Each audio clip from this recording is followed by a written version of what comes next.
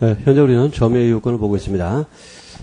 점유가 인정되기 위해서는 객관적 요건으로서 지배 사실이 필요하고 또 주관적 요건으로서 지배 의사라는 것이 필요합니다. 자, 이것이 기본적 요건인데, 자, 이런 것들이 규범적, 사회적 측면에서 확대가 되기도 하고 축소가 되기도 합니다. 자, 그럼 이제 두 번째로 점유의 기름이 축소되는 경우에 대해서 보겠습니다. 자, 그래서 축소된다는 말은 점유의 객관적 요소와 주관적 요소가 다 인정될지라도 점유를 인정할 수 없는 경우를 말합니다. 자, 점유 요건이 다 갖추어졌지만 점유를 인정할 수 없는 경우, 이것을 점유의 기름이 축소되는 경우라고 말합니다. 이 값이 누구의 초대에 의해서 고급 레스토랑을 갔습니다. 거기에 아주 멋진 식사가 나왔고, 값은 이제 식사를 하면서 그 은수저가 너무나 마음에 들었습니다. 은수저. 굉장히 비싸겠죠. 그래서 이제 식당을 빠져나오면서 수저를 하나를 슬쩍 주머니에 넣고 나오다가 걸렸습니다. 자, 이 수저를 가져오 나온 부분에 대해서 무슨 죄가 될 것이냐. 자, 은수저에 대해서 소유관계와 점유관계를 따져봅시다. 당연히 그 수저에 대한 소유권은 레스토랑 주인에게 있겠죠. 그래서 타인 소유입니다. 소유고. 그럼 누가 또 점유하고 있습니까? 자, 은수저는 내가 손에 쥐고 음식을 먹었죠. 그러니까 뭐 악지도 했으니까 점유의 객관에서 인정되고 또 지배 의사도 있었으니까 그럼 나의 점유가 됩니다. 자, 그럼 타인 소유, 자기 점유가 되고, 자, 이걸 가져왔으니까 횡령죄가 되는 거죠. 그렇죠? 그럼 주인이 그 사람을 딱 붙들어줄 때 뭐라고 부를까요? 야, 이 횡령죄를 범한 놈아 이렇게 부를까요? 아니죠. 야, 이 도둑놈아 그러겠죠. 주인이 정답입니다. 도둑놈이에요. 자, 그 도둑놈, 절도를 하기 위해서 어떻게 됩니까? 비록 내가 손에 쥐고 있지만 이건 나의 점유가 아니라 주인의 점유라고 해야 됩니다. 타인의 점유라고 해야 됩니다. 자, 그래서 비록 점유의 요건이 다 갖춰졌더라도 사회적 측면, 규모적 측면에서 점유를 부정할 수밖에 없는 거죠. 이게 바로 점유의 개념이 축소가 되는 경우입니다. 그래서 내가 손에 쥐고 있고 지배의사가 있었을지라도 이건 나의 점유가 아니라 여전히 식당 주인에게 점유가 있기 때문에 타인 소유, 타인 점유를 영득한 경우로서 절도죄가 성립하게 되는 겁니다. 그 몇 해 전에 이제 일본에서 이런 것들이 좀 문제가 됐어요. 일본의 어떤 호텔에는 호텔에 앞에 뭐라고 써붙여놨냐, 한국인 출입 금지, 그런 말을 붙여놨다고 합니다. 왜 그랬느냐? 일본 호텔에 가면 뭐 잠옷을 제공하는데 그 잠옷이 굉장히 좋다 그래요. 그래서 한국 관광객들이 호텔을 나오면서 전부 그 잠옷을 가지고 왔다는 겁니다. 어떻게 가져왔느냐? 자기 옷에다, 속에다 입은 거죠. 속에다 입고, 겉에다 겉옷을 싹 입고, 쓱 빠져나온다는 겁니다. 그런 손질이 엄청나게 컸대요. 그래서 너무 이제 호텔 쪽에도 화가 나니까, 한국인 출입금지, 그런, 팻말을 붙여가지고, 우리나라 사람이 좀 망신을 당한 그런 경우가 있습니다. 자, 그 투숙객이 입고 있던 잠옷을 그냥, 입은 채로 나왔습니다. 자, 무슨 죄가 될까요? 자, 잠옷은 호텔 주인의 소유죠. 타인 소유입니다. 근데 내가 입고 있으면 나의 점이 아닐까요? 그럼 타인 소유, 자기 점유를 가져나오니까 횡령죄가 아닐까요? 아니란 거죠. 규범적 측면에서, 사회적 측면에서, 비록 내가 입고 있을지라도, 즉 내가 점유의 요건을 다 갖추었을지라도 규범적 차원에서 그 잠옷은 호텔 주인에게 점유가 있다고 보는 겁니다. 그래서 타인 소유, 타인 점유를 가져왔으니까 이때는 절도죄가 된다고 보자는 겁니다. 비싼 애가 예전에 뭐 그 비행기 탈 때, 비행기 타면 이렇게 뭐 담요를 하나씩 주죠. 조그만 담요. 뭐 혹시 추우니까. 그것도 이제 다 갖고 가가지고 문제가 된 적이 있습니다. 사실 그때 저도 신문을 보니까 그 항공사들이 그 담요를 하도 한국 사람들이 가져가가지고 그 손실이 엄청나더라고요. 그게 별거 아닌 게 아니라 엄청나더라고요. 근데 요즘은 어떡합니까? 요즘은, 목적지 도착하기 전에 다 걷어갑니다. 다 걷어가요. 그래서, 자고 있는 사람도 뺏겨가지고 막 걷어가고, 다 가져가고, 훔쳐가 버리니까, 이래서 내가 덮고 있던 담요, 슬쩍 가방에 놓고 왔다. 자, 타인 소유, 자기 점유를 가져간 경우로서 횡령죄가 되는 것이냐? 아니죠. 절도가 되는 거죠. 왜? 비록 내가 덮고 있지만 규범적 차원에서 그것은 항공사 측에게 점유가 인정되는 겁니다. 그 항공사 주인에게 점유가 인정되는 겁니다. 이게 바로 점유의 개념이 축소가 되는 경우입니다. 자, 또 이런 경우도 한번 생각을 해봅시다. 자, 어떤 갑이라는 사람이 서점에 책을 사러 갔습니다. 그래서 의리한 사람이 이제 주인인데, 이 책, 저 책 이제 고르다가 마음에 드는 책을 하나 딱 골랐어요. 이런 책을 살 때 우리가 좀 내용을 좀 떠들어 보고 이제 오죠. 그래서 갑이 그 책을 손에 집어 들었습니다. 자, 손에 딱 집어 들고 보는 척 하다가, 자, 주인이 안 보는 새 슬쩍 들고 나왔습니다. 자, 무슨 죄일까요? 절도죠. 절도죠. 근데 이론적으로 접근하면 절도가 안 됩니다. 왜 그럴까요? 보세요. 이 책은 을의 소유니까 타인 소유입니다. 그 내가 손에 들고 있었죠. 그렇죠. 내가 손에 들고 있었죠. 악지하고 있었어요. 그럼 뭡니까? 나에게 점유의 객관적 요소와 주관 요소가 다 인정되니까 이론적으로 볼 땐 나의 점유라고 해야 됩니다. 그럼 타인 소유 자기 점유물을 가져온 거니까 횡령죄나 또는 점유 이탈 횡령죄가 되는 것입니까? 아니죠. 역시 규범 차원에서 비록 그 책은 내가 손에 들고 있었지만 아직 계산되지 않았다면 여전히 그것은 책방 주인에게 점유가 인정되는 겁니다. 이게 뭡니까? 점유의 겸이 축소가 되는 경우죠. 점유의 객관 요소와 주관 요소가 다 갖추어진 것처럼 보여지지만 규범적 차원에서, 사회적 차원에서 점유를 부정하자는 겁니다. 그래서 이때도 절도죄가 성립하게 되는 겁니다. 어쨌든 예를 중심으로 나올 가능성이 매우 크니까 이런 것들 잘 정리해 두시기 바랍니다. 관련 기출문제 하나 확인을 해보겠습니다. 자, 508페이지에 6번 문제 보세요.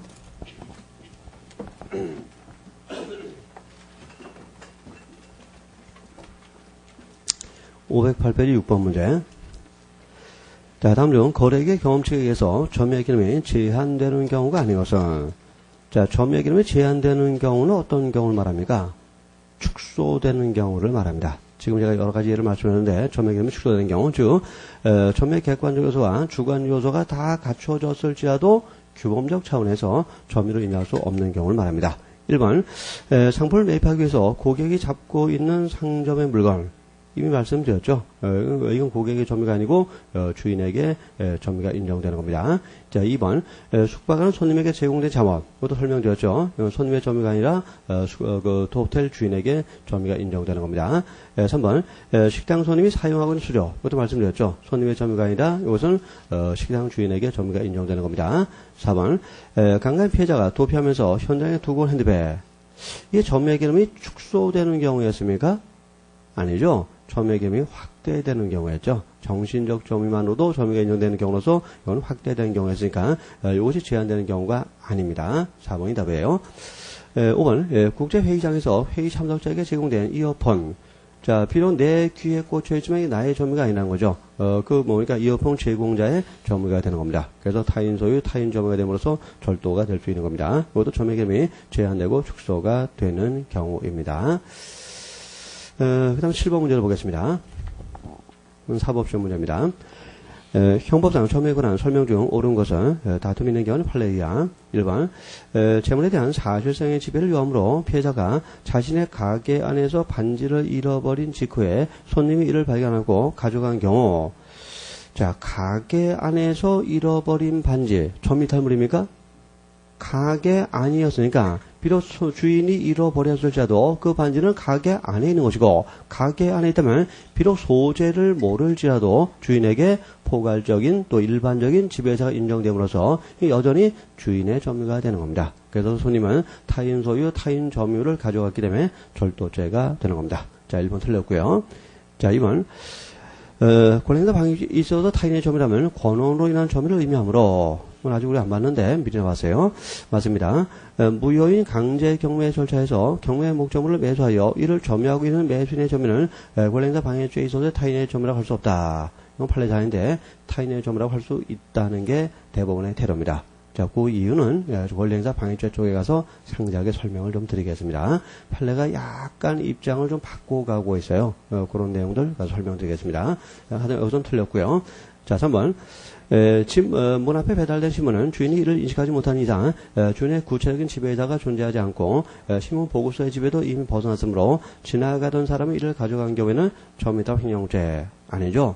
자, 집 앞에 배달됐다면 신문이 왔는지 안 왔는지 주인이 모를지라도 이때는 집 주인에게 점유가 인정되는 겁니다. 포괄적이면서 일반적인 지배자가 인정되는 것이기 때문입니다. 따라서 행인에게는 타인 소유, 타인 점유물을 영득한 경우로서 절도죄가 성립됩니다. 자, 4번 은행에서 출납을 담당하는 여직원이 퇴근길에 자신이 관리하는 은행의 돈을 몰래 가지고 나와 유흥비로 사용한 경우, 자, 자신이 관리하는 은행 돈 타인 소유, 자기 점유물이기 때문에 이때는 횡령죄가 성립하게 됩니다. 절도가 아니고 횡령죄가 성립하게 됩니다. 4로 틀렸고요. 5번. 이거 전혀 뜻밖의 판례가 나와버렸어요. 봅시다. 유흥주점 업주가 과다한 술값 청구에 항의하는 피해자들을 폭행 또는 협박하여 피해자들로부터 일정 금액을 지급받기로 합의한 다음 피해자들이 결제하라고 건네준 신용카드로 합의에 따라 현금 서비스를 받거나 물품을 구입한 경우 신용카드는 피해자들의 점유가 피해자들의 의사에 기하지 않고 이탈하였거나 배제되었다고 보기 어려워 여신 전문 금융업법상의 신용카드 부정사용죄에 해당하지 않는다. 갑자기 뜻밖의 판례가 좀 나와버렸는데, 우선 여기서 신용카드 부정사용죄가 되기 위해서는 그 카드가, 거기 나와 있는 대로, 피해자들의 의사에 기하지 않고 점유가 이탈된 카드가 부정사용죄 객체인 카드가 되는 겁니다.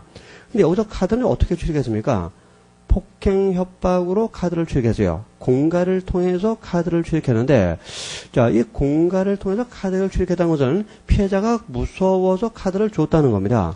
그럼 뭐예요?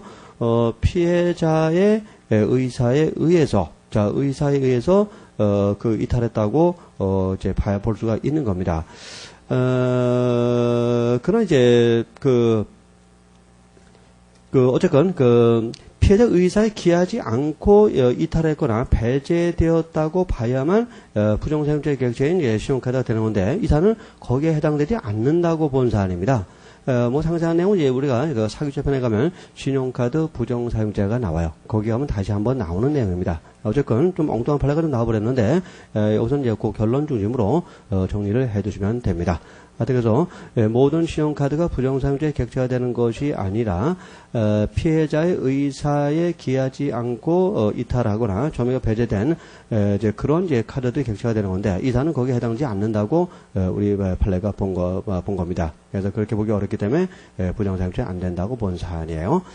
어쨌든 좀 신용카드 부정사용죄는 좀 사기죄 쪽에 가서 논하는 건데 갑자기 또 나와버렸고 또 신용카드 부정사용죄는 형법상의 범죄가 아니고 특별법상의 범죄입니다. 갑자기 이게 툭 튀어나왔어요. 그래서 조금 의아했을 겁니다. 하여튼 이건 사기죄 편에 가서 신용카드 부정사용죄 상세히 정리할 때 그때 다시 한번 좀 부연 설명을 드리기로 하겠습니다. 자, 그럼 다시 이제 교재로 돌아와서 점유의 기능에 대해서 보기로 합시다.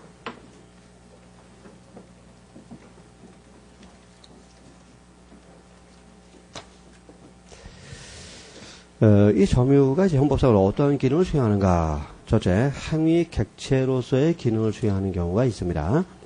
또 이제 몇 페이지 넘기시면 두 번째, 항위 주체로서의 기능을 수행하는 경우도 있고, 또 세 번째, 보호 객체의 기능을 수행하는 경우가 있습니다. 자, 좀 거꾸로 보겠습니다. 이 점유가 보호 객체가 된다. 자, 보호 객체는 보호 법익을 말하는 겁니다. 즉, 점유가 보호 법익이 되는 경우가 있는데, 이건 바로 권리행사 방해죄에서의 점유가 여기에 해당됩니다. 권리행사 방해죄는 타인의 권리나 점유를 보호 법익으로 하는 범죄입니다. 그래서 이 권리행사 방해죄의 점유는 바로 보호 법익이 되는 것이고, 그러면 우리 형법이 모든 점유를 다 보호를 해줄까요? 아니겠죠? 보호 가치가 있는 점유만을 보호를 해주겠죠. 자, 그래서 이 권리행사 방해죄의 점유는 적법한 권한에 의한 점유로 제한된다는 것이 통설의 태도입니다. 자, 왜냐면 보호 법익이고 보호 가치를 요구하기 때문입니다. 물론 판례는 조금 입장을 좀 바꾸고 있는데 해당 편에 가서 설명을 드리도록 하겠습니다. 자, 두 번째, 항위 주체로서 점유가 있는데 이 점유가 항위 주체가 된다. 즉 점유가 신분이 된다는 겁니다. 신분이 된다. 그래서 점유자만이 범죄 주체가 될 수 있는 경우를 말하는데 바로 횡령죄에 대한 점유가 여기에 해당이 됩니다. 그래서 점유자만이 주체가 되는 경우 이걸 항위 주체로서의 점유라고 말합니다. 그럼 다시 첫 번째로 돌아와서 점유가 항위 객체가 되는 경우가 있는데 자, 이 항위 객체라는 것은 공격의 대상을 말합니다. 공격의 대상. 자, 점유가 공격의 대상이 된다는 겁니다. 이것은 바로 타인의 점유를 말합니다. 타인의 점유. 그래서 절도죄 같은 것이 가장 대표적인 예가 되겠죠. 그래서 절도죄는 타인의 점유를 뺏는 겁니다. 일단. 그렇죠. 타인의 점유를 뺏음으로써 소유권을 침해하는 거죠. 그래서 이 행위 객체로서 점유는 타인의 점유를 말하는 겁니다. 그래서 자기의 점유는 행위 객체가 아니라 행위 주체가 되는 거죠. 그 점을 주의하시기 바랍니다. 자, 그래서 타인의 점유일 것을 유구하는 범죄는 네 가지가 있어요. 절도죄, 강도죄, 사기죄, 공갈죄입니다. 아까 우리 설명드렸죠. 그래서 절도, 강도, 사기, 공갈죄에서 점유는 행위 객체로서 성격을 갖게 되는 겁니다. 자, 그래서 절도죄, 강도죄, 사기죄, 공갈죄가 성립하기 위해서는 그것이 타인 소유 인동죄, 타인 점유라고 볼 수 있어야 되는데, 자, 어떤 경우에 타인의 점유가 되고 어떤 경우에 타인의 소유가 되느냐. 자, 여기서 기억하세요. 우선 그 타인의 단독 소유도 타인의 소유고 타인의 단독 점유도 타인의 소유입니다. 이거 뭐 당연한 거죠. 근데 나와 타인의 공동 소유, 이건 형법상으로 타인 소유로 취급됩니다. 자, 기억하세요. 공동 소유도 타인 소유로 취급되고 또 공동 점유도 타인의 점유로 취급됩니다. 자, 그거 기억하세요. 그래서 공동 소유도 타인의 소유고 공동 점유도 타인의 점유로 취급하면 되는 겁니다. 자, 공동 점유에 대해서 좀 구체적인 내용을 보기로 합시다. 자, 여러 사람이 한꺼번에 같이 점유하고 있는데 그 여러 사람 사이의 관계가 수평적인 경우가 있습니다.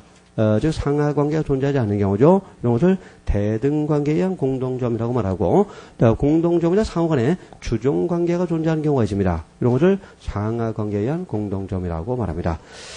이 대등 관계에 의한 공동점유의 가장 대표적인 예가 뭐 조합원 상호 간의 점유라든가 아니면 부부 상호 간의 가재 도구에 대한 점유가 대표적인 예가 됩니다. 뭐 상하 관계, 주종 관계가 존재하는 것이 아니죠. 대등 관계가 존재하는 경우입니다. 자, 이는 대표적인 판례로서 밑에 돈계짝 사건을 보겠습니다. 을가하면은 부부면서도 사실상 별개의 가옥의 별거 중이었는데, 을에쪽 하면은 남편 을의 인장이 들어있던 돈계짝의 열쇠를 보관하고 있다가 을의 부동산을 을몰래 영득하는 데 사용하기 위하여 을의 동의 없이 을이 보관한 돈계짝을 그 열쇠를 열고 위 인장을 꺼내어 왔다. 인장에 대해서 처갑의 죄책은 뭐냐 하는 겁니다.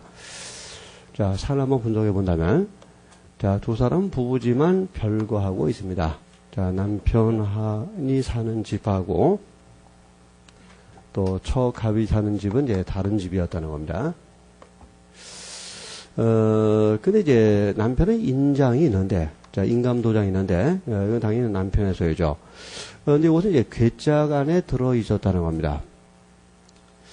그러면 이 인장을 꺼내기 위해서는 괴짝을 열어야 되는데, 자, 괴짝은 잠겨져 있고, 괴짝을 열 수 있는 열쇠는 처갑이 보관을 하고 있었습니다. 열쇠는 갑이 보관하고 있고, 인장이 들어있는 괴짝은 을이 보관하게 된 겁니다.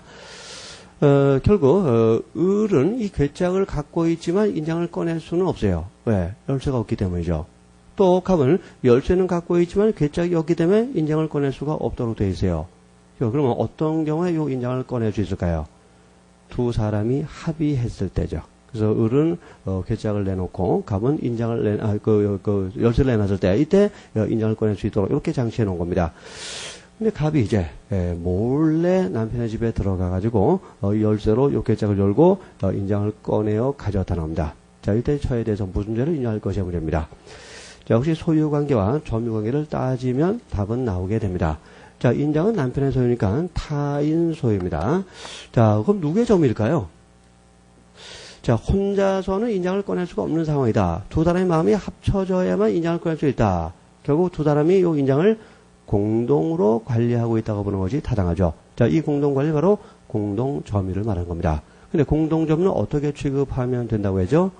타인의 점유로 취급하면 된다고 그랬죠. 그래서 갑의 입장에서 이 인장은 공동점유지만 타인의 점유가 되는 겁니다. 그래서 타인 소유, 타인 점유물을 영득한 경우로서 갑에게는 점유 이탈물, 절도죄가 성립하게 되는 겁니다. 근데 판례에는 언급이 되어 있지는 않지만 두 사람이 법률상의 부부라면 갑은 처벌되지 않습니다. 왜 그럴까요? 친족 상도례가 적용되기 때문입니다. 근데 판례상은 언급이 없어요. 이론적으로만 생각할 수 있는 겁니다. 그래서 이때 절도죄 자체는 성립하고 유죄는 유죄지만 배우자 상호 간의 절도는 형이 필요적으로 면제가 됩니다. 그래서 이론적으로 볼 때 절도죄는 성립하죠. 구성요건 해당성, 위법성, 책임이 인정됨으로써 성립하지만 친족 상도례를 적용한다면 형이 필요적으로 면제되고 가면은 처벌되지는 않습니다. 자, 그런 논점도 있다는 거 그건 참고로 알아두시기 바랍니다. 또 이제 합유물도 타인 소유고, 역시 또 타인의 점유가 되고, 또 총유물도 타인 소유가 되고, 또 타인의 점유가 될 수 있는 겁니다. 그래서 이들은 전부 절도죄 성립이 가능합니다. 그럼 이제 상하 관계에 의한 공동 점유 문제를 봅시다. 자, 어떤 이제, 슈퍼가 있었다고 가정해 봅시다. 을이란 사람이 이제 주인이고, 갑이란 사람이 이제 점원입니다. 근데 점원이 퇴근하면서 주인 몰래 양주 한 병을 몰래 품속에 놓고, 이제 집으로 왔습니다. 자, 이 양주에 대해서, 갑에게 무슨 죄가 될 것이냐 문제입니다. 자, 이 양주는 당연히 주인의 소유죠. 그래서 타인 소유입니다. 그럼 이제 점원의 점이냐, 아니면 주인의 점이냐. 여기 이제 상하 주종 간의 점의 문제죠. 그래서 주인과 점원은 상하 관계가 있죠. 주종 관계가 있습니다. 이때 이제 점원에게 단독 점유를 인정할 수 있는 것인지, 그것이 문제가 됩니다. 만약에 점원에게 단독 점유를 인정할 수 있다면, 점원의 죄책은 뭐가 됩니까? 타인 소유 자기 점유를 영득한 거니까 횡령죄가 되는 겁니다. 근데 점원에게 단독 점유를 인정할 수 없다면 어떻게 됩니까? 타인 소유, 타인 점유물을 영득한 경우로서 절도죄가 되는 겁니다. 자, 이 점원은 아침에 출근해서 뭐 청소도 하고 먼지도 털고 그냥 물건을 쌓았다 옮겼다 하고, 그렇다면 이 점원에게 요 양주에 대한 사실상의 지배를 인정할 수 있는 것이 아닐까요? 그렇게 볼 수 있겠죠. 그렇다면 점원에게 점유를 인정할 수 있는 거겠죠. 그럼 횡령죄가 되겠죠. 그러나 우리가 규범적 측면, 사회적 측면을 놓쳐서는 안 됩니다. 모든 현장을 물리적으로만 봐서는 안 돼요. 규범적, 사회적 차원도 우리가 검토를 해야 됩니다. 그래서 점원이 먼지도 털고 옮기기도 하고 쌓기도 하고 하는데, 이것은 주인의 지시에 의한 것입니다. 그러면 주인의 지시에 따라서 점원은 기계적으로 행동할 뿐이고, 그러면 뭡니까? 이건 주인이 다 조정하는 거니까 결국 상위자인 주인에게 점유가 있다고 보는 것이 타당합니다. 점원은 그저 주인이 시킨 대로 로봇처럼 움직일 뿐이지 독자적인 점유를 하고 있다고 보기는 어렵다는 겁니다. 그런 점에서 우리 다도는 이것은 주인의 점유이지 점원인 갑의 점유는 아니라고 봅니다. 자, 주인의 점유다. 그럼 타인의 점유고, 그래서 타인 소유, 타인 점유의 양주를 가져갔으니까 갑에게는 절도죄가 성립하게 되는 겁니다. 자, 이와 같이 우리 형법상으로도 점유 보조자인 점원에게는 점유로 인정하지 않는 것이 원칙입니다. 않는 것이 원칙이에요. 이런 것을 비독립적 점유라고 말합니다. 자, 근데 형법이 민법과 이제 다른 점이 있었죠. 뭐냐? 예외적이지만 점원과 같은 점유 보조자에게도 점유가 인정되는 경우를 민법과 달리 인정하고 있다는 겁니다. 그게 어떤 경우냐? 상을 바꿔봅시다. 여름이 됐고 휴가철이고 주인이 이제 휴가를 떠나게 됩니다. 3박 4일로. 그래서 주인이 3박 4일 휴가를 떠나면서 점원한테 너만 믿는다. 네가 잘 가게를 관리해주기 바란다 하면서 이제 주인은 떠났다는 겁니다. 자, 이때도 주인이 사실상 그 가게 안의 물건을 지배하고 있다고 볼 수 있을까요? 그렇게 볼 수 없죠. 이때는 갑이라는 점원에게, 이 점유 보호자에게 단독 점유를 인정할 수 있겠죠. 이와 같이 상하 간에 고도의 신뢰관계가 존재하고 또한 어느 정도의 처분권이 하위자에게 위임되어 있다고 볼 수 있을 때는, 이때는 하위자인 점원에게, 이 점유보호자에게 단독 점유가 인정될 수 있는 겁니다. 자, 이때 양주 한 명 가져갔다. 이때는 타인 소유 자기 보관물을 가져간 경우로서 횡령죄가 성립하게 되는 겁니다. 자, 결국 이 상하 간의 점유의 문제에서 중요한 것은 뭡니까?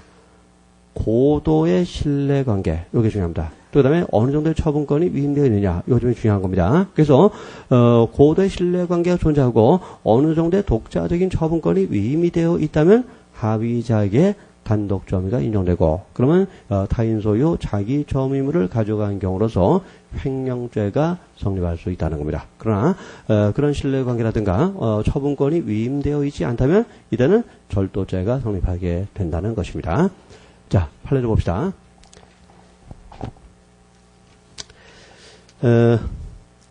그 가스 대금 사건 보세요.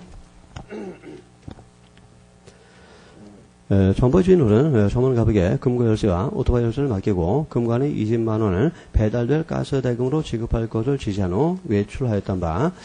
자, 점원 갑은 혼자도 점포를 지키다가 금관에서 현금을 꺼내어 오토바이를 타고 도주하였다. 자, 금관의 현금과 오토바이에 대한 죄책을 생각해 봅시다. 자, 이건 당연히 주인의 소유니까 타인 소유물입니다. 자, 그럼 누구의 점이라고 할 수 있을까요? 자, 주인과 점원이니까 상하 간의 그 상하 관계냐 공동점유가 문제가 되는 사안입니다. 이때 무엇을 고려해 봐야 됩니까? 무엇을 주목해야죠? 자, 주인과 점원 사이에 자, 상하 관계에 있어서 고도의 신뢰 관계와 어느 정도의 독자적 처분권이 위임이 되어 있는가를 봐야 됩니다. 자, 그런 관계가 인정되면 자기 점유가 인정됨으로써 횡령죄가 되는 것이고, 자, 그런 관계를 인정할 수 없다면 타인 점으로서 절도죄가 성립하게 되는 겁니다. 자, 여기서 보시면 주인은 외출을 합니다. 자, 점원을 믿지 못한다면 외출을 못할 겁니다. 자, 믿었으니까 신뢰했으니까 외출하는 것인데 또 외출하면서 어떻게 됩니까? 금고 열쇠를 줍니다. 자, 어떤 사람한테 금고 열쇠를 줄 수 있겠어요? 정말 신뢰할 수 있는 사람한테 금고 열쇠 줄 수 있는 겁니다. 또 오토바이 열쇠도 줍니다. 자, 우리 사회에서 자동차라든가 오토바이 열쇠 아무나 아무데나 못 줘요. 그러다 큰일 나게 됩니다. 그러니까 이걸 줬다는 것을 믿었다는 거죠. 자, 그럼 뭡니까? 주인과 점원 사이에 고도의 신뢰 관계가 존재하고 또 금고 열쇠로 금고 열고 돈 꺼내서 가스대금 줘라. 뭡니까? 돈에 대한 현금에 대한 독자적인 처분권도 위임되었다고 볼 수 있겠죠. 그래서 주종 간에 고도의 신뢰 관계가 존재하고 어느 정도의 독자적인 처분권이 위임이 되어 있다면 이 점원 갑에게 단독 점유가 인정이 되는 겁니다. 그래서 점원은 타인 소유 자기 점유물을 영도했기 때문에 여기서는 횡령죄가 성립하게 되는 겁니다. 팔에도 마찬가지였습니다. 자, 요사를 슬쩍 바꿔서 주인이 외출하지 않고 현장에 함께 있었던 걸로 바꾸면 어떻게 될까요? 이때는 고도의 신뢰 관계가 있다고 보기가 어렵죠. 왜? 비록 금고 열쇠를 갖고 있어도 이건 주인의 감시하에 주인의 지시에 따라서 기계적으로 행동하는 것에 지나지 않습니다. 그렇다면 이때는 독자적인 점유를 인정할 수가 없는 겁니다. 근데 이제 재빨리 금고 열고 돈 꺼내 도망갔다. 이때는 절도죄가 성립하게 되는 겁니다. 자, 그래서 외출하지 않은 것으로 바꿔버리면 죄책이 전혀 달라질 수 있다는 거, 그 점도 주의를 하시기 바랍니다. 자, 그러면 채무의 운반자와 위탁자의 점유의 문제를 보겠습니다. 자, 이건 이제 오른쪽에 평화시장 사건을 가지고 분석하기로 하겠습니다. 어느 서울시내 평화시장 내에 한 가게에서 의류 48장을 매수하여 이를 묶어서 그곳에 맡겨놓은 후 그곳에도 약 50m 떨어져 위 가게를 살펴볼 수 없는 딴 가게로 가서 지게진꾼이던 갑을 불러 위 가게에 가서 맡긴 물건을 운반해 줄 것을 의뢰하자 갑은 그 가게에 가서 위 맡긴 물건을 찾아 을에게 운반하여 주지 아니하고 용달차의 식고가 처분하였다. 자, 이 지게꾼 갑의 죄책이 뭐냐 하는 판례의 사안입니다. 자, 우리 다솔가 판례의 논리를 먼저 정리를 하겠습니다. 자, 을이라는 사람이 있고 갑이라는 사람이 있는데 갑은 이제 운반자입니다. 지게꾼 운반자고, 자, 을은 운반을 맡긴 사람이죠. 위탁자입니다. 근데 운반자가 그 재물을 이제 영득을 해버렸다는 거예요. 물론 그 재물은 당연히 타인 소유죠. 타인 소유고, 근데 이제 누구 점유냐에 따라서 운반자의 죄책이 달라지게 되는 겁니다. 그래서 타인의 점유라면 절도죄, 자기 점유라면 횡령죄가 되는 겁니다. 이 점유를 판단하는 기준을 우리 통절 판례는 뭐로 보고 있냐? 자, 통제 내지 감독 가능성을 기준으로 판단하고 있습니다. 즉, 위탁자가 운반자를 통제하고 감독할 수 있었느냐, 이것을 기준으로 하고 있어요. 이런 통제나 감독 가능성이 있었던 경우와 없었던 경우로 나눠서 생각해 봅시다. 자, 위탁자가 운반자를 감독할 수 있었다, 통제할 수 있었다. 그러면 운반자에게 단독 점유를 인정하기가 어렵겠죠? 그렇죠? 이때 뭡니까? 단독 점유를 인정할 수 없으니까 운반자 입장에서는 자기 점유가 아니라 타인 점유가 되는 겁니다. 자, 타인 점유가 되니까 갑이 영득했다면 그에 대해서는 절도죄가 성립하게 되는 겁니다. 자, 근데 반대로 위탁자가 운반자를 통제하거나 감독할 수 없었다면, 자, 감독 못한다면 이때는 운반자인 갑에게 단독 점유가 인정되는 겁니다. 단독 점유가 인정되면 이건 자기 점유가 되는 거죠. 그래서 자기 점유를 영득했다면 이때는 횡령죄가 성립을 하는 겁니다. 이게 우리 통솔 판례의 논리입니다. 자, 그러면 요 논리를 요 사건에다가 적용을 해봅시다. 자, 위탁자인 을이 운반자의 값을 통제할 수 있었습니까? 없었습니까? 자, 두 가지 이유로 통제 가능성이 없었던 것으로 봐야 됩니다. 첫째 이유가 뭐냐? 자, 을이 있는 장소와 그 물건이 있는 장소인데, 자, 을은 그 물건이 보이지 않는 장소에 있었습니다. 안 보여요. 그 물건이 안 보입니다. 자, 안 보이니까 어떻게 통제합니까? 통제할 수 없죠. 그래서 통제할 수 없다고 해야 됩니다. 또 하나 이거 뭘까요? 단독으로 운반하도록 했다는 겁니다. 단독으로. 그렇죠? 함께 운반했다면 통제할 수 있는 거죠. 근데 단독으로 운반하도록 했으니까 역시 통제할 수가 없다는 겁니다. 그래서 통제하고 감독할 수 없으니까 일단 지게꾼인 갑에게 단독 점유가 인정되고, 따라서 갑은 타인 소유 자기 점유를 함부로 처분한 거죠. 그래서 횡령죄가 성립한다는 그러한 사안입니다. 자, 이 사안도 이제 바꿀 수 있죠. 출제자가 슬쩍 바꿀 수 있어요. 그래서 판례는 무조건 외운 사람한테 불이익을 줄 수 있을 겁니다. 어떻게?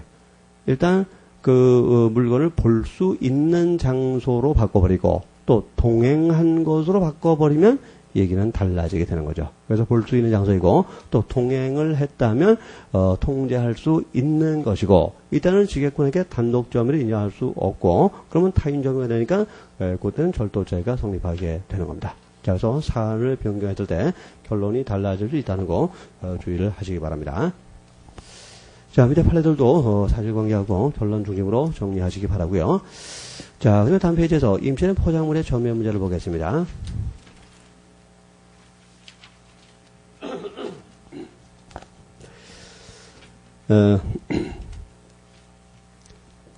임치된 포장물이다. 이런 경우를 생각을 해봅시다.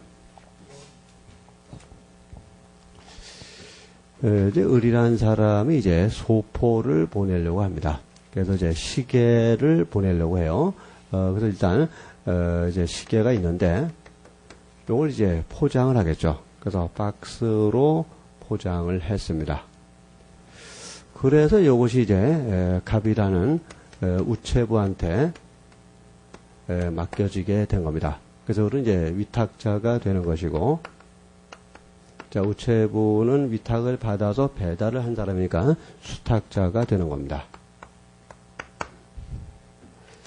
그리고 이 사안의 특징을 본다면요, 이 물건이 이제 둘로 지금 나누어질 수 있다는 겁니다.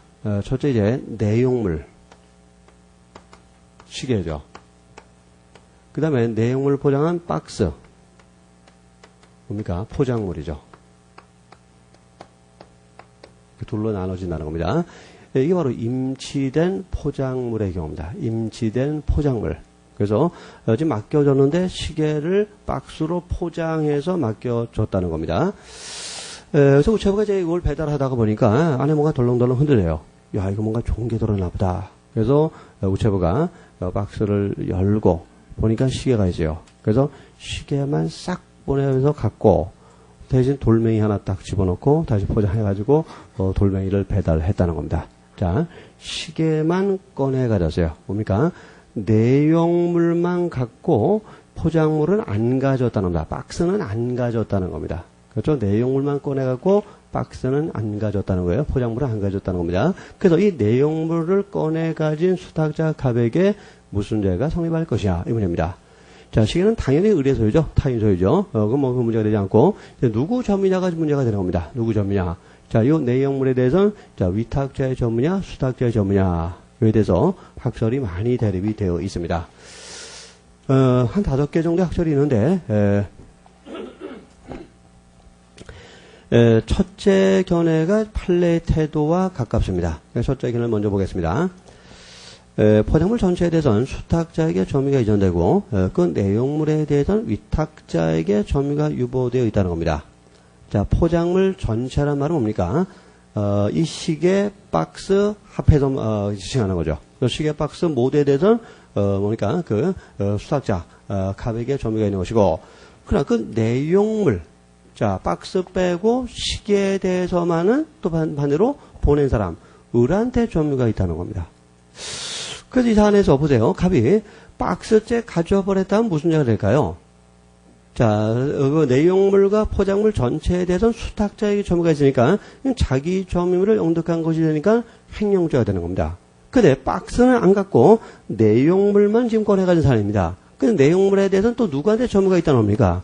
위탁자인 을한테 점유가 있다는 겁니다. 그러니까 박스는 안 갖고 내용물만 꺼내 가졌다면 타인 점유물을 영득한 거니까 절도죄를 인정해야 된다는 겁니다. 좀 이상하긴 하죠. 박스째 가지면 횡령죄, 박스는 안 갖고 내용물만 꺼내 가지면 절도죄. 좀 이상하죠? 너무 이상합니다. 이게 우리 판례 태도예요. 판례는 항상 이상했죠. 그렇죠? 밑에 이제 그 판례 봅시다. 표현이 보관계약에 의하여 보관 중인 정부 소유의 미국 가만에서 삭태를 사용하여 약간 양식을 발취한 경우. 자, 아주 비슷한 사건인데 여기서 이제 위탁자는 정부입니다. 정부가 농협에다가 정부미의 보관을 위탁을 했습니다. 그 정부의 쌀인데 그 쌀을 그냥 쌀만 갖다 준 건 아니겠죠. 쌀을 뭔가 포장해서 갖다 줬을 겁니다. 지금은 뭐 이렇게 PVC로 된 포대를 쓰지만 예전에는 가마니를 썼어요. 그 볏짚으로 만든 가마니를 썼습니다. 오래전 팔려니까 이제 가마니였을 거예요. 자, 그리고 쌀 한번 생각해 봅시다. 이 가마니. 대충 이렇게 생겼다 해봅시다. 가마니. 가마니. 요게 뭡니까? 포장물이죠. 포장물이고, 그 안에 이제 내용물이 있겠죠. 그게 뭐예요? 쌀이죠. 쌀이 이제 내용물입니다.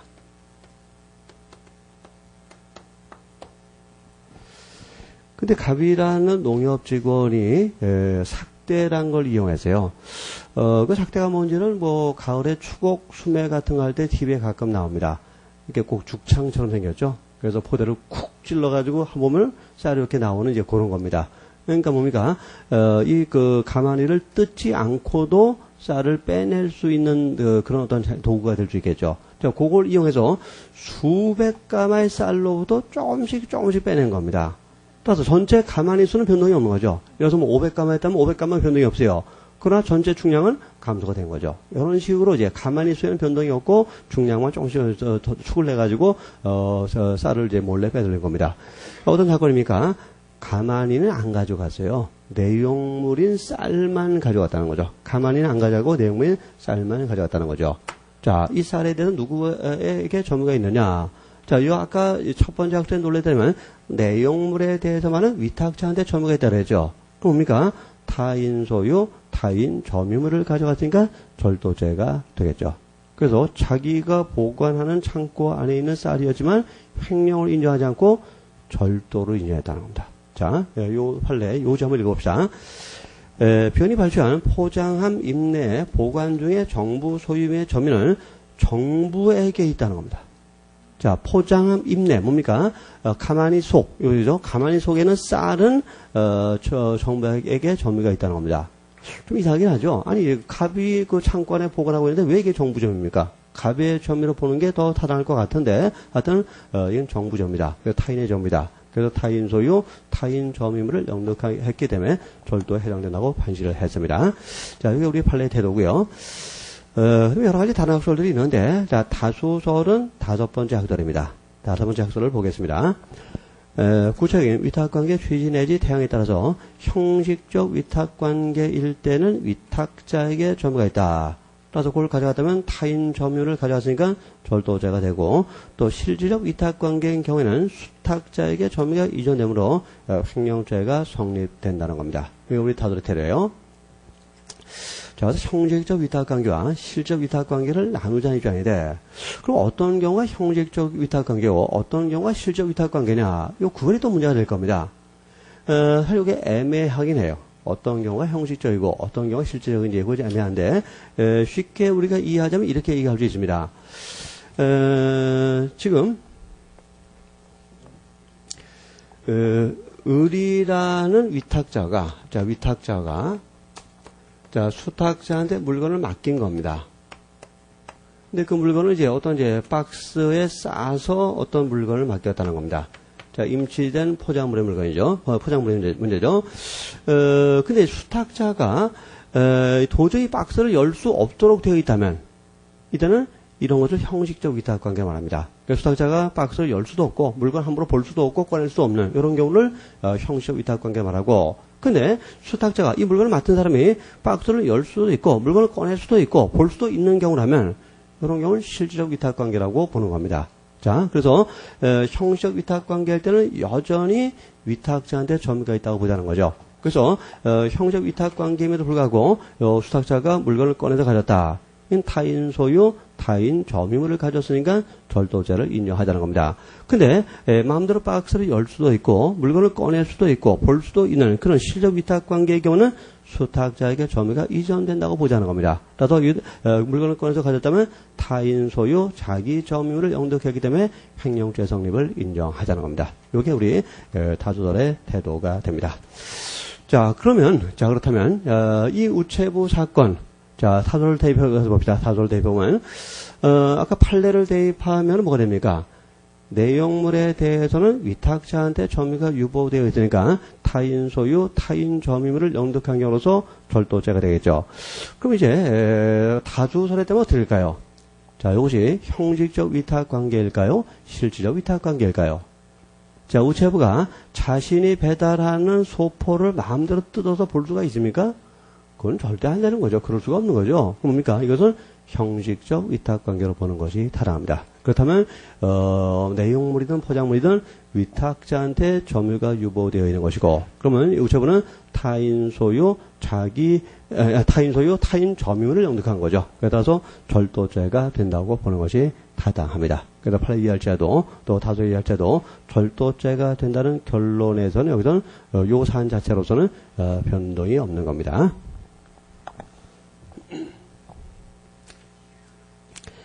그래서 그런 차이점 잘 이해해 두시고, 그 다음에 뭐 행위 주체, 또 보호객체 수업은 이미 다 설명을 드렸습니다. 또 횡령죄와 권리행사 방해죄 쪽에 가서 또 다시 한번 상세하게 설명하게 될 겁니다.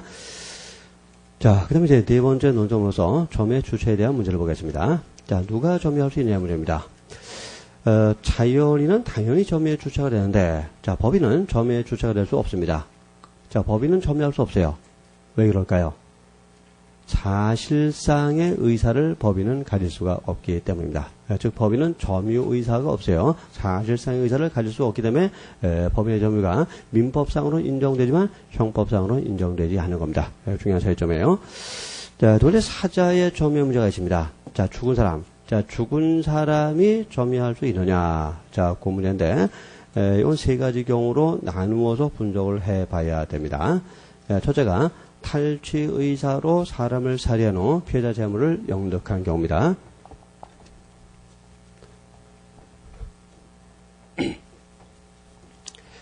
자, 이런 예를 생각을 해봅시다.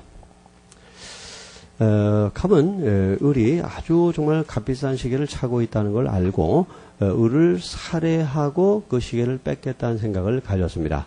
그래서 을을 살해하고 죽은 을로부터, 자, 죽은 을로부터 시계를 뺏어서 가졌습니다. 자, 요 사안을 분석해 봅시다. 일단 시계를 갖겠다는 의사가 처음부터 있었죠. 자, 탈취 의사가 있었어요. 탈취 의사를 가지고 그 다음에 피해자를 살해했습니다. 자, 그래서 피해자는 이제 살해당함으로써 사자가 되어버렸죠. 사자가 됐고, 그 살해당한 사자로부터 시계를 가져간 겁니다. 탈취한 겁니다. 이때 이제 무슨 죄가 될 것이냐 문제입니다. 우선 여기서의 죄명은 아주 간단합니다. 강도 살인죄입니다.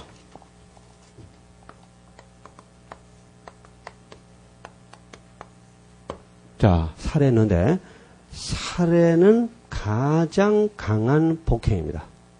그렇죠? 뭐 살인보다 더 강한 폭행이 있을까요? 없겠죠? 그렇죠? 살인은 가장 강력한 폭행이에요. 결국 살인을 통해서 사람을 죽였어요. 자, 강도죄는 사람의 반항을 억압하고 재산을 뺏는 건데, 자, 완벽한 반항 억압이 뭡니까? 죽이는 거죠. 그렇죠? 죽이는 거죠. 그럼 뭡니까? 이 사람은 폭행을 통해서 반항을 억압하고 물건을 뺏었으니까 강도고, 또 강도가 사람을 살해했으니까 강도 살인죄가 되는 겁니다. 그래서 어떤 견해에 의하든 갑에게는 강도 살인죄가 성립하게 됩니다. 근데 이걸 분석적으로 접근하다 보면 강도상해죄가 안 될 것 같네라는 느낌이 들어요. 분석적으로 접근해 보면, 자, 분석적으로 한번 접근해 봅시다. 일단 살해했다. 이거 이제 살인이죠. 살인. 그럼 이제 강도죄가 성립해야 강도살인죄가 되는 거죠. 그렇죠? 그러면 탈취, 요 부분이 이제 강도죄가 될 것이냐, 요걸 이제 따져봐야 됩니다. 강도죄가 될 것이냐.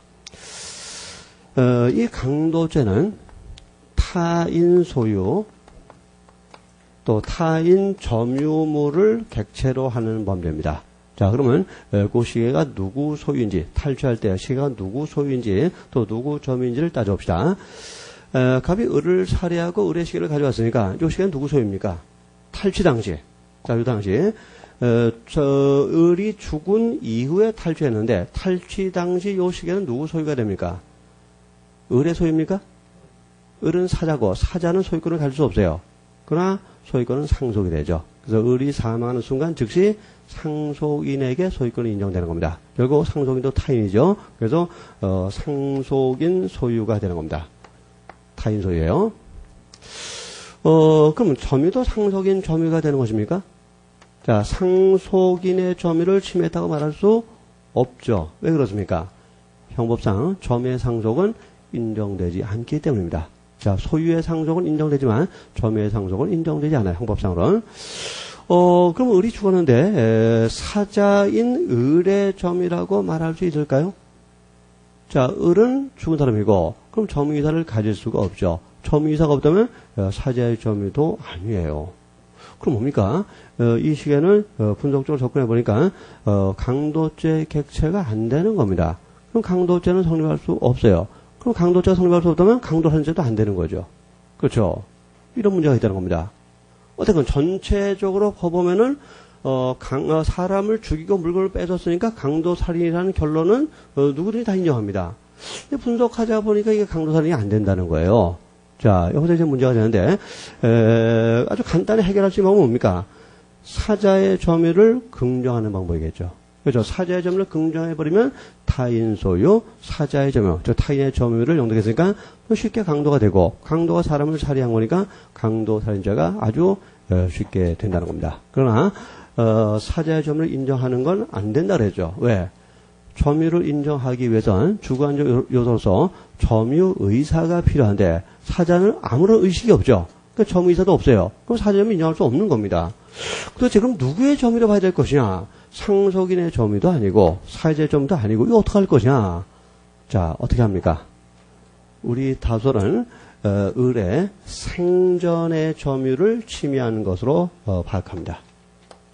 살아있을 때의 점유죠. 죽은 사람의 점유가 아니라 을이 살아있을 때의 점유를 이런 일련의 행동을 통해서 침해한 것으로 해석합니다. 그래서 을이 살아있을 때는 점유할 수 있고 그럼 타인의 점유가 되는 것이고 그럼 강도가 되는 것이고 강도가 사람을 살해했으니까 강도살인죄가 된다는 것입니다.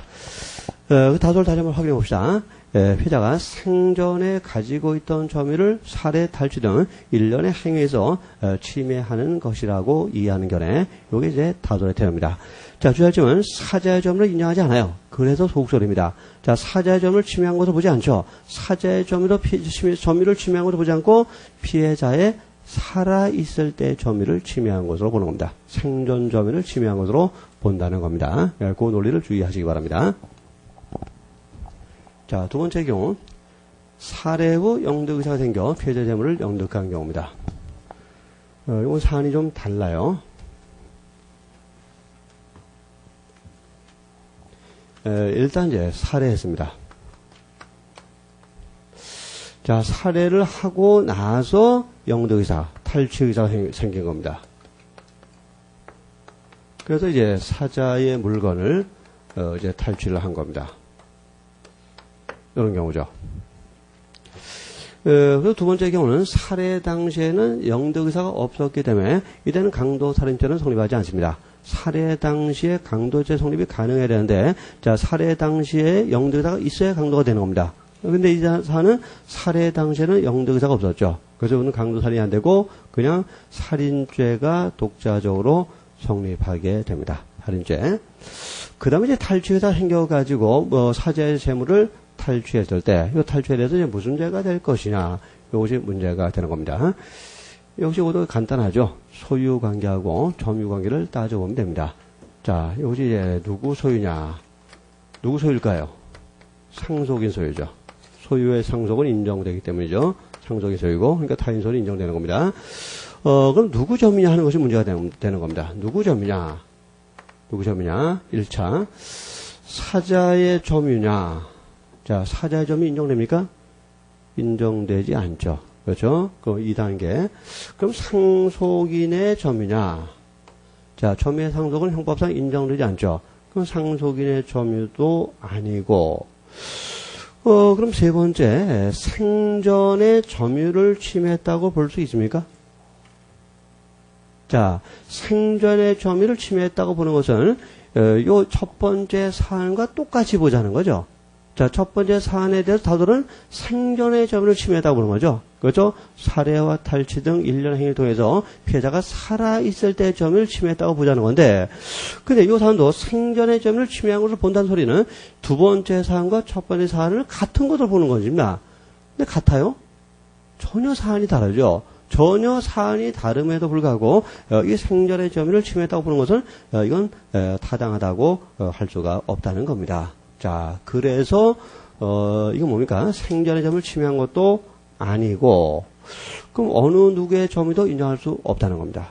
자, 그래서 우리 다도는 점유 이탈물 횡령죄 성립을 인정합니다. 타인 소유지만 누구의 점유도 인정할 수 없기 때문에 우리 다도는 점유 이탈물 횡령죄가 된다고 봅니다.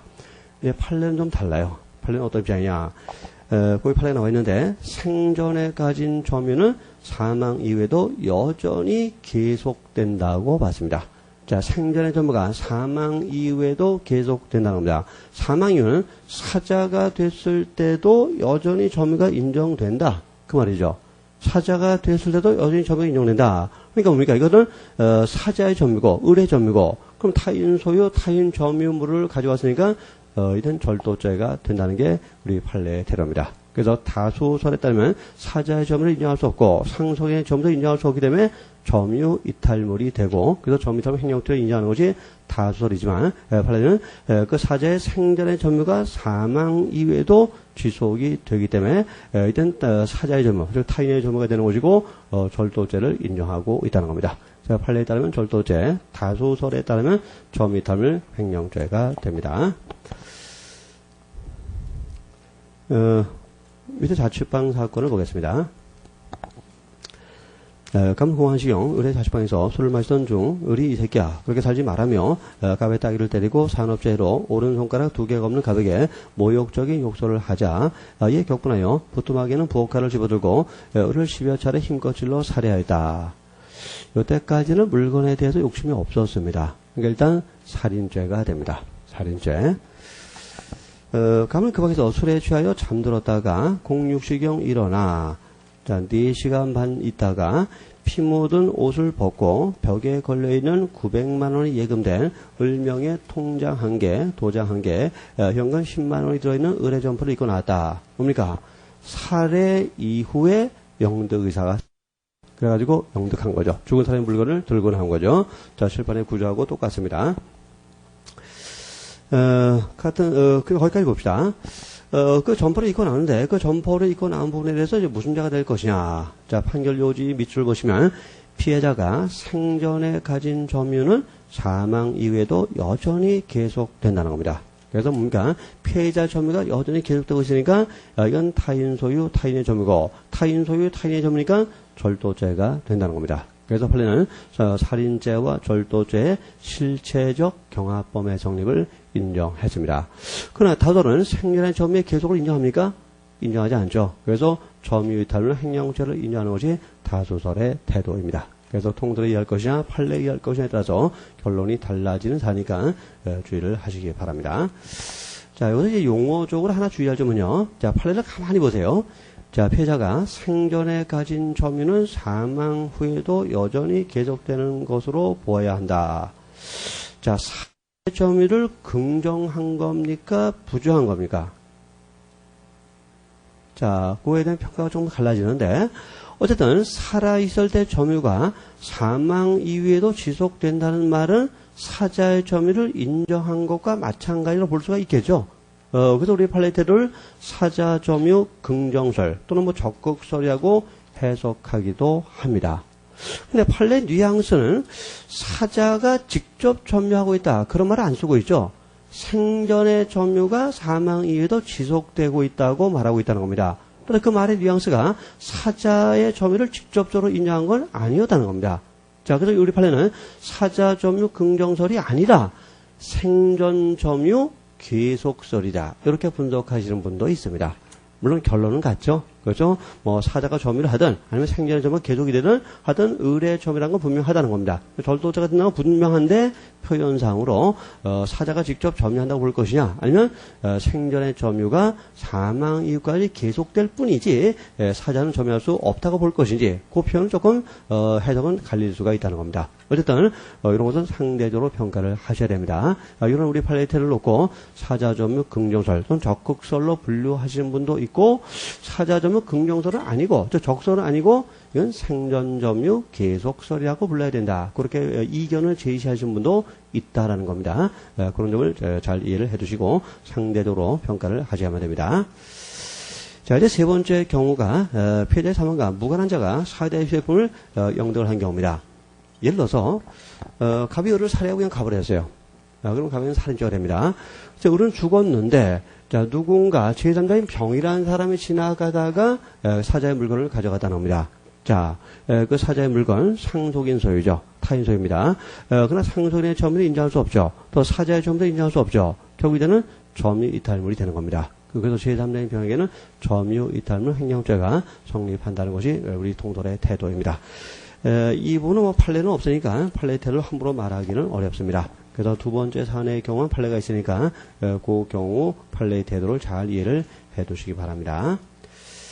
자, 이제 점유에 대한 것을 이제 다 봤습니다. 하여튼 점유의 문제는 결국 죄명을 결정지는 것에 직접적으로 영향을 주게 됩니다. 그래서 자기 점이라면 횡령죄, 타인 점이라면 절도죄, 또 점유를 인정할 수 없다면 점유이탈 횡령죄. 자, 죄명과 직접적인 연관성을 갖고 있죠. 수험생님께서는 정답 선택과 직접적 연관성을 갖게 된다는 겁니다.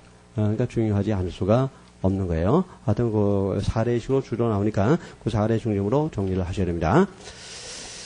현재 우리는 자연주의 기본 개념을 보고 있는데, 이제 네 번째 또 중요한 내용이 나왔네요. 불법 영득 의사라는 것을 보기로 하겠습니다.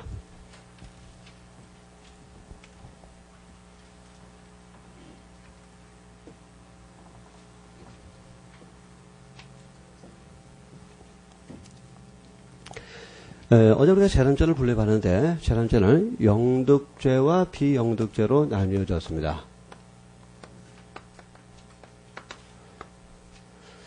비영득죄는 한계가 있죠. 손괴죄입니다. 영득죄 대표적인 것이 절도죄죠.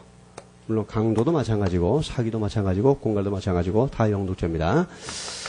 결국 이 영득죄와 비영득죄는 고의 이외에 불법 영득 의사라는 것이 필요하냐 필요하지 않느냐 이에 의한 구별이었습니다. 그래서 고의만 가지고 안 되고 불법 영득 의사까지 있어야만 성립하는 범죄가 영득죄고, 자, 불법 영득 의사 필요 없이 고의만 있어도 성립할 수 있는 범죄가 비영득죄로서 손괴죄가 그 대표적인 것입니다. 하여튼 이 불법 영득 의사는 일단은 절도죄 등과 손괴죄를 구별하는 기준이 되는 거죠. 그런 점에서 불법 영득은 대단히 또 중요하다고 하지 않을 수가 없는 겁니다. 이 불법 영득 의사의 성격에 대해서는 고의 이외의 초과 주관적 구성요건 요소라는 견해가 다수설이고 우리 판례도 마찬가지입니다. 그래서 고의와는 별개의 요소예요. 근데 불법 영득 의사라는 것이 우리 조문상으로는 전혀 언급이 되어 있지 않습니다. 그래서 과연 이 절도죄 등의 성립에 불법 영득 의사가 필요한가에 대해서는 필요하다, 필요 없다 약간의 논쟁이 발생을 좀 하고 있습니다. 이 불법 영득 의사가 필요하다, 필요 없다. 이것은 절도죄 보호법익을 무엇으로 이해하느냐와 밀접한 연관성을 가지고 있습니다. 자, 이 불법 영득 의사를 달리 부르면 소유권을 침해한다는 의사를 말합니다. 소유권 침해 의사예요. 불법 영리 의사를 달리 표현하면 소유권을 침해하는 의사인데, 자, 절도죄 법익이 소유권으로 본다면 당연히 소유권을 침해하는 의사로서 불법 영리 의사가 필요하다고 해야 될 겁니다. 이게 필요설이죠. 그러나 절도죄 보호법익은 점유지 소유권이 아니라는 입장에서는 이 소유권을 침해하는 의사로서 불법 영리 의사는 필요 없다고 하게 될 겁니다. 이게 불효설이죠. 자, 그러나 우리 다솔과 우리 판례는 절도죄 보호법익 속에는 소유권이 포함된다고 해석하고 있습니다. 그렇다면 소유권을 침해한다는 의사로서 불법 영리 의사는 필요하다고 해야만 되겠죠. 현재는 필요하다는 것이 통설이면서 판례의 태도입니다. 이것이 통설과 판례가 확립된 부분은 혹시 만약 2차 시험 논점으로 나왔을 때는 너무 장황하게 쓰면 안 됩니다. 이미 결말이 났다는 거죠. 이미 통설 판례가 인정하니까 결말이 났으니까 너무 그 논쟁을 장황하게 쓸 필요가 없다는 거죠. 일단 단순하게 간단하게 처리하고 넘어가도 괜찮습니다. 자, 그 다음에 이제 중요한 것은 이제 불법 영리의사의 내용이겠죠. 우리 고의의 내용은 인식과 의사였는데, 그럼 불법 영리 의사도 고의와 유사한 주관적인 요소인데, 그 내용이 도대체 뭐냐 하는 문제입니다. 도대체 어떤 내용의 인식과 의사가 있을 때, 이것을 불법 영리 의사로 볼 수 있느냐. 자, 그것이 가장 중요합니다. 자, 학설은 세 가지가 있습니다. 소유자 의사설, 경제적 용법설, 향익설이 있습니다. 먼저 소유자 의사설을 보겠습니다. 불법 영리 의사는 권리자를 계속적, 지속적으로 배제한다는 소극적 요소와, 자, 소극적 요소가 필요한데, 이것은 권리자를 계속적, 지속적으로 배제한다는 배제 의사입니다. 그러나 배제 의사는 거기 나와 있는 대로, 이건 일시적이어서는 안 되고, 지속적인, 계속적인, 배제 의사여야 됩니다. 따라서 일시적인 배제 의사만 가지고는 불법 영리 의사를 인정할 수 없다는 겁니다. 그 다음에 또 타인의 재물에 대해서 소유권자와 유사한 지배를 행사하는 적극적 요소를 그 내용으로 한다는 겁니다. 자, 적극적 요소가 필요한데 이건 소유자로서의 유사한 지배를 행사하겠다는 의사입니다. 간단히 말하면 소유자 의사라고 말해주겠죠. 그 두 가지를 내용으로 한다. 요게 소유자 의사설입니다. 우리 다솔의 태도죠. 근데 판례는 경제적 용법설을 취하고 있어요. 그래서 소유자 의사를 이 적극적 요소와 소극적 요소를 요구하는데 거기다 판례는 하나를 더 추가하고 있습니다. 자, 경제적 용법설이 어떤 설인가를 봅시다. 불법 영리 의사는 권리자를 계속적, 지속적으로 배제한다는 소극적 요소와, 자, 다솔과 같고요. 또 타인의 재물에 대해서 소유권자와 유사한 지위를 취득하는 적극적 요소, 여기까지 또 다솔과 같습니다. 하나 더 해서 그 재물의 경제적 용보에 따라서 이용 처분하는 경제적 요소를 그 내용으로 한다는 겁니다. 자, 그래서 이용 처분 의사죠. 이용 처분 의사. 요거까지 있어야 불법 영리 의사가 인정된다는 것이 우리 판례의 태도입니다. 그런데 보세요. 사실 다주설과 판례는 실질적 관점에는 차이가 없습니다.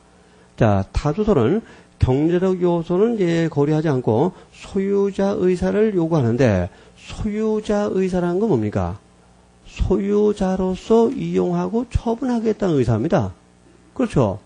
따라서 소유자 의사 속에는 사실은 이용 처분 의사가 당연히 포함되어 있는 겁니다. 그런 점에서 이 판례하고 다솔은 실질적인 차이는 없어요. 왜냐하면 소유자 의사 속에는 당연히 이용 처분 의사가 포함이 되어 있기 때문이죠. 그래서 다수설과 판례는 이 경제적 요소를 독립시키느냐 독립시키지 않느냐 그런 차이만 있을 뿐이지 내용 면에서는 사실은 차이가 없는 겁니다. 그 논쟁의 실익이 사실은 없는 부분이기도 하다는 것입니다. 어쨌건 소유자 의사 속에는 소유자로서 사용하고 수익하고 처분하겠다는 의사는 당연히 포함되는 겁니다. 소유권 자체가 사용과 수익과 처분을 그 내용으로 하는 것이기 때문이죠. 그렇다면 이 경제적 요소를 따로 독립시킬 필요는 어디에도 없다고 생각이 됩니다. 그런 점에서 요 다수설의 입장이 옳다고 할 수가 있습니다. 그 다음에 이제 극소수설로서 향익설이라는 것이 있어요. 자, 이건 우리나라 학설이 아니라 일본 학설인데, 불법 영리사는 타인의 재물로부터 무엇인가 경제적 이익을 취득할 의사 또는 경제적 가치를 지배할 의사를 내용으로 한다는 견해입니다. 따라서 뭐냐, 소극적 요소, 적극적 요소 이런 거 필요 없고 하여튼 경제적 요소로서 이용하겠다는 의사, 요거만 인정되면 영득의사가 인정된다는 견해, 이거를 향익설이라고 말합니다. 그럼 이 견해는 그 사용 절도까지도 절도로 인정함으로써 절도죄 성립 범위가 지나치게 넓어질 우려가 있습니다. 그런 점에서 우리의 학계에서는 인정하지 않는 학설입니다. 어쨌든 향익설을 빼고 본다면 소유자 의사들과 경제적 용법들이 많지만 내용적으로는 차이가 없는 학설이라고 그랬죠. 그런 점에서 하여튼 그 불법 영득 의사는 이렇게 기억하시면 좋습니다. 첫째, 배제 의사. 둘째, 이용 처분 의사. 이렇게 기억하시면 됩니다. 그러나 배제 의사는 지속적이면서 계속적일 것을 요구합니다. 일시적이어서는 안 됩니다.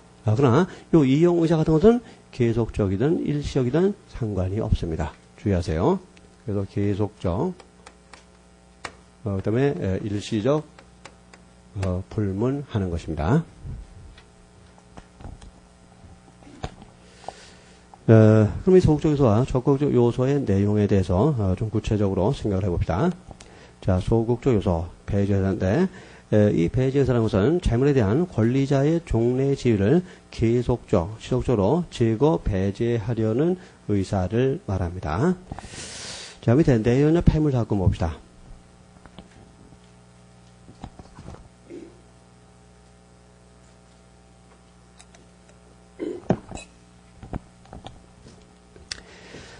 가문 내연관계에 있던 을료가 자기를 피해 행방을 감추자 을료를 만나기 위해서 아파트로 찾아갔으나 만나지 못하였다. 이에 가문은 을료의 폐물을 가지고 가면 이를 찾기 위해서라도 자신을 찾아올 것이라고 예상하고 을료의 다이어반지 등 폐물을 가져온 뒤 고등학교 3학년생인 을료의 딸에게 전화하여 그 사실을 을료에게 연락하라고 알려주었다. 갑의 죄책은 뭐냐? 하여튼 갑이 을료하고 내연관계가 있었는데, 이제 을료가 이제 갑과의 관계를 정리하려고 했던 모양입니다. 그러니까 안 만나주는 거예요. 근데 갑은 이제 계속 유지할 생각이었죠. 근데 하여튼 안 만나주니까 말을 할 기회가 없는 겁니다. 그래서 하여튼 집을 찾아가는데 또 없어요. 그게 어떻게 했습니까? 을료의 폐물을 들고 온 겁니다. 그럼 우리 폐물을 찾기 위해서라도 갑을 찾아오겠죠. 그래서 그때 이제 만나가지고 우리 헤어지지 말자 이렇게 설득을 해볼 그럴 계획이었어요. 그래서 어쨌든 이제 갑은 허락도 없이 남의 폐물을 들고 왔다는 겁니다. 근데 그럼 폐물을 찾으러 온 게 아니라 경찰서에 먼저 신고했던 것 같아요. 남의 폐물을 훔쳐갔다 이런 식으로 신고를 했고 검사도 갑이 을의 폐물을 훔쳤다 해서 절도죄로 기소를 했습니다. 자, 근데 절도죄는 대표적인 영득죄고 따라서 불법 영득 의사가 있어야만 성립하게 됩니다. 자, 그럼 이 사안에 대해서 있어서 이 갑에게 그 폐물에 대한 불법 영득 의사가 있는가를 검토를 해봅시다. 자, 요거 다수설해 가지고 검토해보기로 하죠. 첫째, 그 폐물에 대해서 권리자는 을료의 지배를 지속적으로 배제하겠다는 의사가 있었습니까? 갑의 의도는 뭐였습니까? 지금은 가져가지만 찾으러 오면은 돌려줄 의도였습니다. 따라서 뭡니까? 일시적으로는 배제하겠다는 의사가 있었지만 지속적으로, 계속적으로 배제하겠다는 의사는 없었던 거죠. 배제 의사가 없었어요. 그럼 뭡니까? 적극적 의사는 검토할 필요도 없어요. 배제 의사 없다면 영득 의사 없는 것이고, 그러면 절도죄는 성립할 수 없게 되는 겁니다. 판례도 그러한 이유로 불법 영득 의사를 부정함으로써 절도죄 구성요건 해당성을 부정했던 사안입니다. 그렇죠. 제가 전에도 말씀했지만, 우리가 어떤 사랑하다가 헤어지는 경우도 있는데, 헤어질 때는 추억을 남겨야지. 절대로 판례를 남겨서 안 됩니다. 그렇죠? 그래서, 누가 헤어지자. 그럴 수 있는 거예요. 그럼 너무 자존심 상할 필요가 없습니다. 모든 사람이 자기를 다 좋아해 줄 수는 없는 거예요. 그래서 좋아하는 사람도 있고 싫어하는 사람도 있는 겁니다. 그러니까, 그러려니라고 생각을 하세요. 넌 날 싫어하나 보다. 내 짝이 아닌가 보다. 그렇게 생각하시고, 깨끗하게 돌아서야 됩니다. 그렇죠? 괜히 회복하려고 따라다녀봤자 남는 건 판례밖에 없다는 거죠. 그렇죠? 그런 걸 주의해야 됩니다. 이거 수업 내는 걸 잘해야 돼요, 진짜. 그거 잘못 관리해버리면 공부 못 합니다. 공부 못 해요. 제가 그런 분들 너무나 많이 봤어요. 그러니까, 아주 깨끗하게, 하여튼, 끝을 낼 줄 알아야 됩니다. 깨끗하게. 미련도 갖지 말고. 어쨌든, 요 경우는 이제 소극적 요소로서 배제 의사가 없기 때문에 절도죄는 성립할 수 없는, 그러한 사안입니다. 밑에 판례 가운데서 그 네 번째 판례를 보겠습니다. 피고인이 소득 중대 M16 소총 한정이 부족하자 이를 분실한 줄 알고 그 보충을 위해서 타부대 소총 한정을 취거하였다. 어떤 가벼운 이제 병사가 있었는데 M16 소총을 분실한 것이었습니다. 큰일 났죠. 총 없는 군인. 그렇죠? 총 없는 군인. 죽은 목숨이죠. 그렇죠? 뭐 군대 가면 뭐 총을 어떻게 가르칩니까? 총은 제2의 생명이다. 이렇게 가르치죠. 그렇죠? 그 총을 잃어버리면 생명이 없는 사람이에요. 그 너는 이제부터 생명 없는 사람으로 취급하겠다 하면서 가혹한 처벌이 따르게 됩니다. 그렇죠? 그래서 갑이 이제 당황한 거죠. 그럼 M16 소총을 이제 채워놔야 되는데, 이거 뭐 어디 그 이마트 가면 팝니까? 그렇죠? 파는 게 아니죠. 예, 군용물 뭐 그런 데 파는 게 아니죠. 물론 이제 가끔 인터넷에 불법적으로 유통되는 경우가 있기는 한데, 하여튼 뭐 이거 파는 게 아니에요. 그럼 뭐 안 파는 거, 그럼 뭐 또 줍니까? 너 잃어버리니? 그럼 새로 줄게? 하면서 이렇게 총 하나 또 주고 뭐 그럽니까? 군대라는 데가 그런 데가 아니죠. 그렇죠? 그러니까 국가로부터 또 받을 수도 없고, 그러면 이때 조달할 수 있는 방법이 뭡니까? 훔치는 거죠. 그렇죠? 그래서 군대 이제 그 보급품의 기본적인 조달 원칙은 훔치는 겁니다. 훔치는 거예요. 지금도 그렇게 훔치나요? 최근에 제대하신 분, 지금도 훔치나요? 이렇게? 그래요. 지금도 그렇게 훔쳐요. 저 때도 진짜 훔치는 게 많아가지고, 빨래를 넣을 수가 없어요. 빨래를. 빨래 널어놓으면 그냥 뭐 없어요. 그냥 뭐 양말도 다 훔쳐가고 속옷도 훔쳐가고 군복도 훔쳐가고 다 훔쳐갑니다. 그래서 빨래 소대원이 전체를 하면 꼭 보초병 세우죠. 빨래 지키느라고 그거 훔쳐가 버립니다. 그래서 지금도 그렇다니 참 안타깝긴 하네요. 그렇죠? 어쨌든 뭐 이 사람이 그래서 이제 다른 부대로 몰래 가서 다른 병사 총을 훔쳐올 수밖에 없었다는 겁니다. 근데 이거 금방 들통나죠. 왜? 총에는 총번이 있어요. 총번. 그래서 병사 이름과 번호가 일치해야만 되는데 일치하지 않죠. 금방 훔치게 들통나게 돼 있어요. 그래서 군 검찰관은 갑을 M16 소총에 대한 절도죄로 기소를 했다는 겁니다. 근데 대법원은 무죄라는 겁니다. 자, 군대 절도는 절도가 아니다라는 것을 대법원이 확인을 시켜준 거예요. 자, 왜 절도가 아닐까? 자, 왜 절도가 아닐까? 자, 불법 영대 의사가 없기 때문입니다. 보세요. 타 부대로 가서 다른 병사의 총을 훔쳐왔는데 왜 훔쳐왔죠? 제대할 때 갖고 나가려고? 아니죠. 제대할 때는 총을 국가에 반납하고 오게 되는데 이 사람은 반납할 총이 없어진 겁니다. 결국 반납하려고 훔친 거죠. 반납하려고. 이 총에 대한 권리자는 국가인데 권리자를 배제하겠다는 의사가 있었던 것이 아니라 권리자한테 총을 돌려줄 의사가 있었다는 거죠. 그럼 뭐예요? 배제 의사가 없는 것이고 그럼 영대 의사가 없는 것이고 그럼 절도죄는 구속요건 해당성이 부정이 되는 겁니다. 자, 이런 논리로 우리 판례도 여기는 절도죄가 성립할 수 없다고 판시를 한 겁니다. 그죠? 그 독일 판례도 보니까 비슷한 판례가 있더라고요. 그 독일군, 그 2차전 당시에 뭐 멋있는 철모를 쓴 독일군. 근데 어떤 독일 병사가 철모를 잃어버렸어요. 철모를. 그러니까 모든 병사가 다 철모를 쓰고 있는데 혼자 딱 이렇게 맨머리로 딱 있어 보세요. 금방 티나는 거죠, 금방. 근데 독일군도 역시 훔치는 게 기본이었나 봅니다. 그래서, 그 독일군 병사가 이제 다른 부대에 가서 철모를 훔쳤다가 이제 결국 발각이 되는데, 역시 독일 법원도 무죄 판결을 선고했어요. 그 이유는 똑같습니다. 불법 영득 의사가 없다는 겁니다. 제대할 때 반납하려고 훔친 거지, 가지고 나오려고 훔친 것은 아니었다는 겁니다. 그런 이유로, 절도죄는 성립할 수 없다고, 판시를 했습니다. 그래서 군대 간 친구 있다면 빨리 연락해 주세요. 군대 절도는 무죄야 라고 이렇게 연락해 주세요. 불법 영득의사가 없기 때문입니다. 제가 예전에 군대 생활할 때 이제 그런 일이 한번 있었습니다. 저는 이제 주특기를 이제 그 경기관총 쪽을 받았어요. 그 당시 뭐 M60 옛날에 뭐 람보가 들고 설치던 이제 그런 거였는데 그게 이제 기관총이 있고 밑에 삼각대라는 게 있습니다. 총을 고정시키는. 또 총과 삼각대를 연결하는 부품으로서 굴대라는 게 있었어요. 근데 굴대가 주먹만한 쇳덩어리입니다. 근데 이게 정말 자주 잃어버려요. 뭐 훈련 나가서 뭐 이거 뭐 진짜 떨어뜨리기 쉽지 않습니까? 그래서 한 번 이제 그 우리 소대에서 이제 그 굴대를 하나 잃어버린 겁니다. 이 국가에서 또 줍니까? 안 주죠. 그래가지고 심각해진 거예요, 이거 잃어버리면 용창 가거든요. 그래서, 군용물 분실되면 처벌됩니다. 그래서, 심각한 거예요. 그래서 이제, 그 당시 이제 분대장들하고 또 소대장하고 또 이제 병장들이 모여서 회의를 한 겁니다. 이거 어떡할 거냐? 어떡할까? 이걸 어떻게 우리 채워놓을 것이냐? 결론은 뻔하죠. 뻔하죠. 훔치자. 그 소대장 지휘하에 훔치는 작전을 했어요. 그래서, 그래서 이제 그 M60 경기관총 그 대대 집체훈련이 있었는데, 근데 다른 중대도 막 오거든요. 그때 훔쳤어요. 그래서 다른 중대 거 3개나 훔쳤습니다. 그래갖고 2개를 이렇게 몰래 또 숨겨두고 뭐 그런 적이 있었는데, 정말 신기한 건 뭐냐면요. 그 당시 휴가 가는 병사가 있었어요. 그래서 이제 휴가 가는 병사한테, 야, 너 휴가 갔다 오다가 혹시 남대문 시장 한번 가봐라. 그 남대문 시장 뒷골목에 군용물 파는 데가 있다 그래요. 그런데 가서 혹시 그 M60 경기관총 굴대 있나 좀 알아봐라. 이렇게 얘기를 했어요. 얼마나 다급하면 그렇게 얘기했겠습니까? 그렇죠? 근데 그 병사 복귀하면서 진짜 사갖고 왔어요. 남대문 시장에서 그 M60 경기관총 굴대를 사가지고 왔어요. 그 전부 놀란 겁니다. 그래서, 야, 그것도 파냐? 놀랐어요. 진짜 그냥 빈말로 한번 해봤는데 진짜 사갖고 온 거예요. 근데 그 병사의 말이 더 웃깁니다. 자기도 놀랐대요. 자기도 이제 가서 굴대 있으니까, 있어요? 그러고 주더래요. 그래서. 그러니까 자기도 놀랐다는 겁니다. 그래서, 아니, 아저씨, 이게 무슨 민간에 전혀 필요한 것이 아닌데 어떻게 이런 걸 팔죠? 이렇게 물어봤대요. 근데 그 아저씨가 이렇게 얘기하더래요. 그건 아무것도 아니라고. 이 남대문 시장에는 1개 4단 정도 무장시키는 무기가 다 있다고. 그렇게 얘기를 하더래요. 그래서 제가 한번 놀래본 적이 한번 있습니다.